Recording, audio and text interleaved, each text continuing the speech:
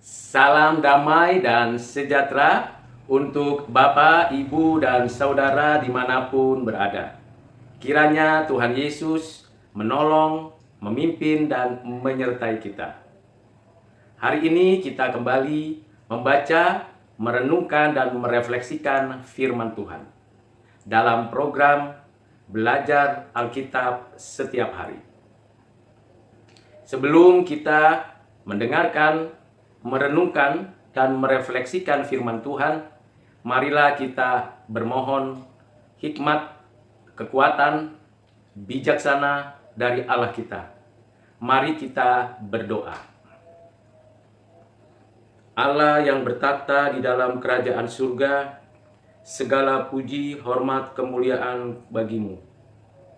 Kami bersyukur untuk segala kebaikan-Mu, kemurahan hati-Mu, dan belas kasihan-Mu. Kami bersyukur untuk firman Tuhan yang kami akan baca dan renungkan.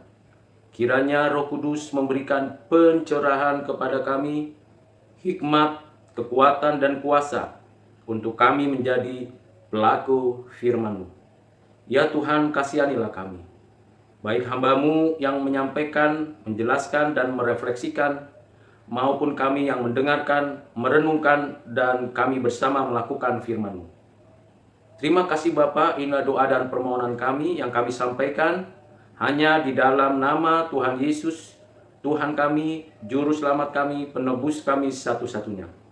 Amin. Bapak, Ibu, dan Saudara yang kekasih di dalam Kristus, pada episode ke-10 kita sudah membaca Kejadian pasal yang ke-6 ayat 9 sampai dengan 12. Pada episode kali ini yang ke-11 kita akan membaca dari Kejadian pasal 6 ayat 13 sampai dengan 22. Demikianlah firman Tuhan. Berfirmanlah Allah kepada Nuh, Aku telah memutuskan untuk mengakhiri hidup segala makhluk, sebab bumi telah penuh dengan kekerasan oleh mereka. Jadi aku akan memusnahkan mereka bersama-sama dengan bumi. Buatlah bagimu sebuah batra dari kayu gofir. Batra itu harus kau buat berpetak-petak dan harus kau tutup dengan pakal dari luar dan dari dalam. Beginilah engkau harus membuat batra itu, 300 asta panjangnya, 50 asta lebarnya, dan 30 asta tingginya.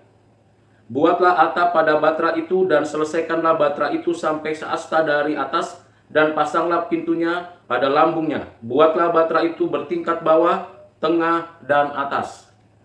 Sebab sesungguhnya aku akan mendatangkan air bah meliputi bumi untuk memusnahkan segala yang hidup dan yang bernyawa di kolong langit. Segala yang ada di bumi akan mati binasa. Tetapi dengan engkau, aku akan mengadakan perjanjianku. Dan engkau akan masuk ke dalam batra itu, engkau bersama-sama dengan anak-anakmu, dan istrimu, dan istri anak-anakmu. Dan dari segala yang hidup, dari segala makhluk, dari semuanya haruslah engkau bawa satu pasang ke dalam batra itu, supaya terpelihara hidupnya bersama-sama dengan engkau. Jantan dan betina harus kau bawa. Dari segala jenis burung dan dari segala jenis hewan, dari segala jenis binatang melata di muka bumi, dari semuanya itu harus datang satu pasang kepadamu, supaya terpelihara hidupnya. Dan engkau bawalah bagimu segala apa yang dapat dimakan. Kumpulkanlah itu padamu untuk menjadi makanan bagimu dan bagi mereka. Lalu Nuh melakukan semuanya itu tepat seperti apa yang diperintahkan Allah kepadanya, demikianlah dilakukannya. Bapak, Ibu, Saudara yang kekasih di dalam Kristus, Tuhan sudah berfirman, dan firman-Nya tidak akan kembali dengan sia-sia. Berbahagialah orang yang mendengarkan firman Tuhan, merenungkannya, dan melakukannya. Amin. Bapak, Ibu, dan Saudara yang kekasih di dalam Kristus, pada episode ke-10 kita sudah belajar mengenal siapakah Nuh. Nuh seorang dari keturunan Lamek, di mana Lamek mengatakan bahwa Nuh kehadirannya membawa penghiburan. Dan Nuh mendapat kasih karunia di mata Tuhan. Tuhan telah menetapkan Nuh menerima kasih karunia, grace, anugerah, dari sekian banyak orang yang hidup pada zamannya. Entah keturunan dari Kain atau keturunan dari Set, entah orang-orang biasa atau orang-orang perkasa atau orang-orang raksasa, hanya Nuh yang mendapatkan kasih karunia dari Tuhan. Dan Nuh dibenarkan, dikuduskan, dan diperkenan oleh Tuhan. Bukan karena Nuh mengajukan diri untuk diperkenan oleh Tuhan, tetapi karena Tuhan telah menetapkan dan Tuhan telah menyatakan kasih anugerahnya kepada Nuh secara khusus. Yang lain tidak dipilih, yang satu ini dan istrinya dan anak-anaknya serta mantunya diberikan kasih karunia berdasarkan pada apa yang Tuhan kehendaki. Tuhan menyatakan lagi apa rencananya kepada Nuh. Tuhan tidak menyembunyikan rencananya untuk menghukum manusia, bumi dan segala isinya dengan air bah. Tuhan mengungkapkan apa isi hatinya. Dan Nuh, orang yang takut akan Tuhan ini, yang bergaul dengan Tuhan, yang mengerti dan mengenal isi hati Tuhan, memahami keberadaan dari kedaulatan Tuhan, kesucian Tuhan, keadilan Tuhan, kebenaran Tuhan.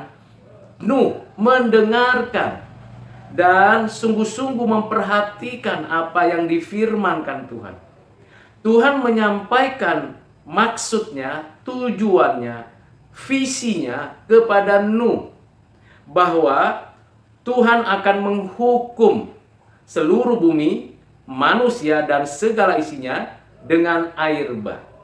Tetapi Tuhan juga menyatakan maksudnya, keberadaannya kepada Nuh untuk menyatakan perjanjiannya. Perjanjian pemeliharaan bumi, manusia, dan segala isinya. Ketika Tuhan menyatakan penghukuman, saat itu juga Tuhan menyatakan pemeliharaan dan keselamatan yang diberikan Tuhan bagi Nuh, istrinya, 3 anaknya, dan 3 mantunya. Dan Tuhan mendesain apa yang dirancangnya. Tuhan memberikan perintah kepada Nuh untuk membuat batera dari kayu gofir dengan ukuran yang sudah Tuhan desain. Baik bahan materi untuk pembuatan batera, ukuran, isi, dan apa saja yang akan masuk dan ikut di dalam batera itu. Sepasang binatang dan hewan yang telah ditentukan Tuhan. Dan tentunya Nuh dan keluarganya diperkenan Tuhan, diselamatkan Tuhan dari murka Allah, dari hukuman Allah itu. Dan ini adalah hal yang sangat penting untuk kita pelajari, renungkan, dan refleksikan. Di tengah-tengah keberadaan manusia yang jahat, melakukan kemauannya sendiri, melakukan kehendaknya sendiri, Tuhan memilih sebagian saja yang diselamatkan. Sebagian lain dibiarkan Tuhan berada dalam penghukuman. Dan akhirnya Tuhan menyatakan kehendaknya itu. Tuhan mendesain sedemikian detail, sedemikian teratur, dan sedemikian bermanfaat. Sama seperti Tuhan merancang segala yang diciptakannya, mengatur semua ciptaannya dengan indah, dengan baik, dengan keharmonisan yang ada di dalam alam semesta. Demikian juga Tuhan memerintahkan Nuh untuk membuat batera sedemikian teratur, indah, harmonis, dan tertata rapi di dalam batera itu. Sehingga 3 lapisan dan petak-petak itu disusun, dibuat sedemikian rupa. Orang-orang yang mungkin saja ikut membuat batera itu, sebagai pekerja, sebagai orang-orang yang mendapatkan upah, atau yang menyaksikan semua yang telah dilakukan Nuh, mereka tidak pernah tahu, mereka tidak pernah mengerti. Bahkan mereka merasa ini sesuatu lelucon bagi zaman itu. Bagaimana mungkin ada orang membuat bahtera di atas gunung, tinggi di atas sana? Sesungguhnya ada tidak masuk akal. Tidak mungkin orang membuat bahtera di sana. Bukankah lebih baik, lebih tepat di pinggiran pantai agar nantinya dapat langsung dimanfaatkan? Karena mereka tidak tahu isi hati Tuhan, yaitu dunia ini dan segala isinya akan dibinasakan dengan air bah. Dan persiapan untuk itu ada kurang lebih 100 tahun. 100 tahun Nuh mempersiapkan membuat bahtera itu. Tentulah Nuh akan menjadi bahan percakapan di antara orang-orang di sekitarnya di zamannya. Dan Nuh pastilah ia akan menyampaikan apa yang Tuhan kehendaki. Bertobatlah sebab nanti Tuhan akan menghukum orang yang jahat. Bertobatlah sebab Tuhan akan memberikan kepada kita penghukuman dengan air bah. Namun karena mereka memang bukan orang yang dipilih, namun karena mereka memang mengeraskan hatinya atau hati mereka dikeraskan oleh Tuhan, mereka tidak peduli dengan apa yang dilakukan oleh Nuh. Tetapi Nuh, di ayat 22 dikatakan, lalu Nuh melakukan semuanya itu tepat seperti yang diperintahkan Allah kepadanya. Tepat seperti yang diperintahkan Allah kepadanya itu menggambarkan Nuh total submit, taat, sempurna, melakukan kehendak Tuhan. Dan ia setia di dalam kesetiaan Tuhan, memelihara semua apa yang dinyatakan Tuhan di dalam hatinya. Dan dia juga patuh terhadap apa yang dikehendaki Tuhan baginya. Karena dia tahu Tuhan adalah Tuhan yang berjanji, adalah Tuhan yang setia. Bapak Ibu Saudara yang kekasih di dalam Kristus, Tuhan yang mendesain, Tuhan yang tahu kekuatan dari bahtera itu untuk menahan, menanggung, bahkan mengarungi air bah selama kurang lebih 150 hari, ditambah dengan surutnya nanti air dari bumi ini. Jadi di dalam seluruh desain itu Tuhan sudah memperhitungkan dengan begitu detail, dan tentulah Nuh mengerti itu. Di sini untuk kita menggambarkan bahwa seluruh teknologi, seluruh ilmu pengetahuan, seluruh apa yang mungkin manusia pikirkan, Tuhan sudah tahu. Tuhan justrulah yang memberikan kepada manusia berbagai macam cara untuk membuat sesuatu yang baik, yang benar, yang adil, yang suci. Tuhanlah yang memberi pencerahan kepada pikiran kita untuk mengetahui panjang, lebar, tinggi, isi, apa yang diisi, pengaturan daripada tata letak, bawah, tengah, atas, kerapihan keseluruhan dari bahtera, bahkan keamanan dan kenyamanan, bahkan juga ventilasi udara selama berada di atas bahtera. Dan Bapak Ibu Saudara, kita lihat di ayat 21. Tuhan mengatakan, bawalah bagimu segala apa yang dapat dimakan, kumpulkan itu padamu untuk menjadi makananmu bagimu dan bagi mereka.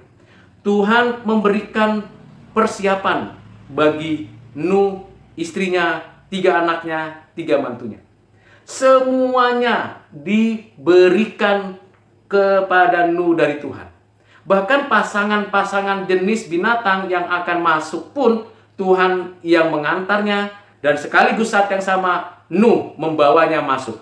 Mengatur sedemikian rupa di mana letaknya gajah, letaknya buaya, letaknya kancil, letaknya harimau, burung-burung dan sebagainya. Luar biasa. Keragaman yang ada di dalam perahu itu dipelihara oleh Tuhan. Dan seluruhnya dipersiapkan oleh Tuhan melalui Nuh. Dan Nuh patuh mengikutinya. Bapak Ibu Saudara yang kasih dalam Kristus, ini yang disebut keseimbangan, keharmonisan sistem kehidupan. Karena Tuhan akan menghukum, tapi sekaligus Tuhan yang sama adalah Tuhan yang memelihara. Itu sebabnya ayat 18 dikatakan, engkau, kata Tuhan kepada Nuh, aku akan mengadakan perjanjianku. Keturunan Adam sampai Nuh berhenti. Sekarang dilanjutkan dengan keturunan Nuh sampai kita saat ini. Sampai nantinya terjadi akhir zaman. Setidaknya ada langit dan bumi yang lama yang akan dibinasakan dan akan dihukum dengan air bah. Dan pada saat ini kita menikmati pemeliharaan Tuhan. Itulah sebabnya kita beranak cucu bertambah banyak dan memenuhi bumi dengan berbagai suku, bangsa, etnis, bahasa, dan segala macam yang ada di bumi ini. Semuanya itu berdasarkan pada perjanjian Tuhan dengan Nuh dan segala isinya. Ini hal penting. Tuhan berjanji kepada Nuh, engkau akan masuk dan engkau bersama anak-anakmu dan istrimu dan istri anak-anakmu. Betapa bahagia bukan kalau orang tua kita adalah orang tua yang beriman. Orang tua kita adalah orang yang takut akan Tuhan. Orang tua kita adalah orang yang bergantung penuh kepada Tuhan. Itu merupakan kebahagiaan dari anak, cucu, mantu. Bapak, Ibu, Saudara, apakah keluarga Bapak, Ibu adalah keluarga yang takut akan Tuhan? Apakah sebagai orang tua, Bapak, Ibu benar-benar sudah menjadi contoh teladan bagi anak-anak menaati Tuhan selangkah demi selangkah dalam kurun waktu yang panjang, tetap setia kepada Tuhan di dalam kesetiaannya? Apakah Bapak, Ibu, Saudara sudah benar-benar memiliki suatu sikap taat sepenuhnya sebagai contoh bagi anak-anak? Ini yang dilakukan Nuh, dan Tuhan yang pelihara. Itu sebabnya perjanjian ini disebut perjanjian pemeliharaan, atau bisa saya katakan perjanjian providensia. Allah yang mencipta, Allah yang memelihara. Di tengah-tengah Allah yang mencipta dan memelihara ada kejatuhan manusia, ada kejahatan manusia. Tuhan tetap hukum orang jahat, tapi Tuhan terus melanjutkan kisahnya di bumi ini dan Tuhan menyatakan kehendaknya. Bapak, Ibu, Saudara yang kekasih di dalam Kristus, apa yang perlu kita refleksikan dari bagian kisah ini dari ayat 13 sampai 22? Yang pertama, Tuhan yang berfirman tidak akan pernah membatalkan rencananya. Dia menyatakan kehendaknya dengan satu keputusan yang sempurna mutlak.